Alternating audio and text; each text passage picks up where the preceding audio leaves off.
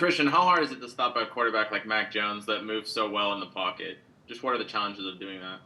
You talking about like in practice on like a day-to-day Yeah, in basis? practice, but just as a linebacker in general, stopping a quarterback that can do that. I mean, Mac Jones is a great quarterback. Every single day he presents a lot of challenges for our defense.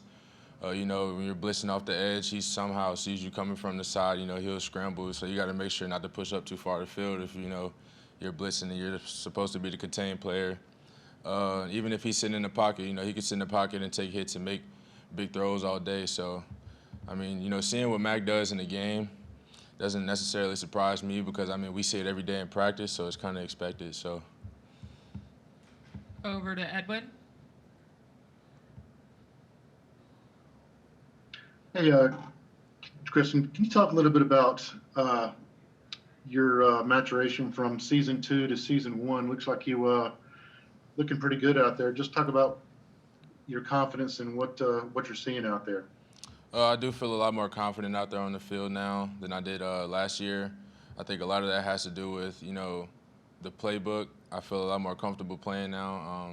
Having Dylan Moses next to me, it kind of gives everybody on the defense a little bit of confidence.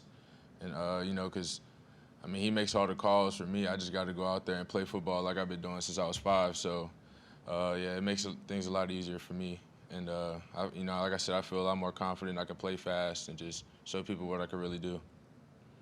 Stephen Smith, go ahead. Hey, Christian, Malachi Moore got the start over the weekend. Just what did you see from him as a young player in the secondary, just making plays out there? Malachi's a great player. I've been talking to him since he, moved in the summer. I talk to him every single day. I mean, he was, he might have had a little penalty earlier in the game, but like I said, you got to talk to him on the sidelines. Let him know next play you can't let the negative play affect you. On the next play, just continue to be confident, play with confidence, make sure you're communicating, and we'll all be fine. And I mean, I think he went out there and did a great job. So. John Zener, go ahead.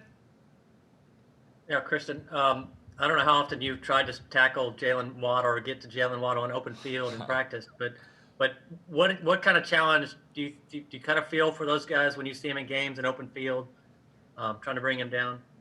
I mean, I think when Jalen Waddle gets the ball and he's in open space, everybody on the sideline starts to pay attention. I mean, because it's the fastest dude I've ever seen. There's times he leaves me in practice and there's nothing I could do about it. I even take an angle and he just takes off. But I mean, it's ridiculous, like I said. But we have so many great guys in our offense and they do this stuff every single day in practice. So whenever it comes to the game, I'm not necessarily surprised. It's more, expected to see those guys do what they do.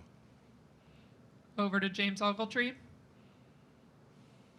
Yeah, Christian, you mentioned communication a little bit and how much having Dylan back helps that. I just wanted your overall assessment of how the defense communicated from you guys to the front with the secondary and just getting on the same page. And then you were named the Defensive Player of the Week by the coaches, and just wanted to know how you felt like you played in the season opener.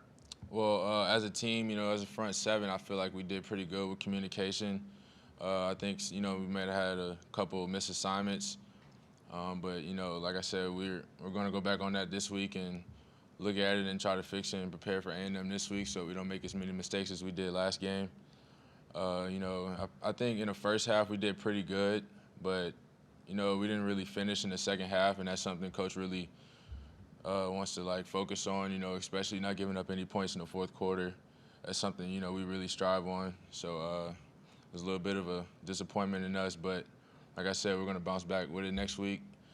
And as far as being the player of the week or whatever it is, I mean, that's cool. I don't really pay attention to stuff like that. All I do is try to go out and execute Coach's game plan and do whatever I can to put my team in the best position to be successful. So if awards come with that, then that's so be it. But I just do what I can for the team.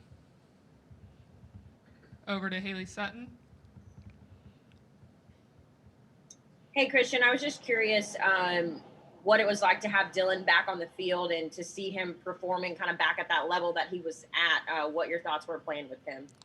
It was pretty amazing. Like I said, I played with Dylan in high school, and it's crazy to see how he hasn't really changed as a player ever in his life. I mean, Dylan just is relentless, you know, going 100% regardless of what's going on. I mean, like I said, we talked about it after the game. I mean, just how crazy it was, just being that two dudes from Baton Rouge, Louisiana, growing up with each other, you know, getting to play against each other. I mean, with each other against another team, you know, at this high level, it was a blessing.